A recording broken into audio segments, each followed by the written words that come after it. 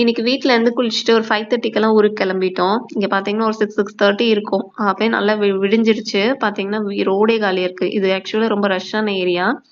போற வழியில டீ பிரேக்குக்கு காஃபியும், வடையெல்லாம் சாப்பிட்டு கிளம்பிட்டோம். வீட்ல இருந்தே புளி சாப்பாடு எடுத்துட்டு வந்திருந்தேன். அதையும் கார்ல வச்சு சாப்பிட்டுட்டு ஒரு இடத்துல சும்மா நின்னுட்டு இருக்கும்போது, இது அவங்களோட சைல்ட்ஹுட் மெமரீஸ் வந்துருச்சு இத பார்க்கும்போது.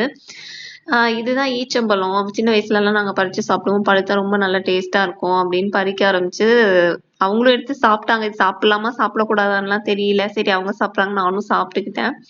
சாப்பிட்டு அங்கருந்து அப்படியே நாங்க கிளம்பிட்டோம். கிளம்பி ஊருக்கு வந்து ஒரு 12:00லாம் ரீச் ஆயிட்டோம். அப்புறம் மதியானம் சாப்பிட்டு, கொஞ்சம் ரெஸ்ட் எடுத்துட்டு, அதுக்கப்புறம் ஈவினிங் மாதிரி கிளம்பி ஒரு 5:00 போல நாங்க ஆவுடையார் கோயிலுக்கு தான் வந்தோம். ஆவுடையார் கோயிலுக்கு இதான் ஃபர்ஸ்ட் டைம் நான் வரேன். இது ரொம்ப பழமையான கோயில். எல்லாம் ஃபேமஸான கோயில் தான். ஆனா ரொம்ப கூட்டமெல்லாம் இல்ல. ஐயர்கிட்ட காசெல்லாம் குடுக்கணுன்ட்டுலாம் இல்ல. ரொம்ப நல்லா திருப்தியா கும்பிடலாம். அதே மாதிரி உள்ளேயே குளம் இருக்கு. பூட்டி தான் வச்சிருப்பாங்க. எல்லாமே நல்லா நீட்டா இருந்துச்சு. போயிட்டு எப்போ வந்தாலும் வீரமாகாளியம்மன் கோயிலுக்கு போயிட்டு வருவோம். அதே மாரி இன்னைக்கும் போயிட்டு ஒரு கடவுளோட ஆசீர்வாதத்தோட இந்த நாள் முடிச்சேன்.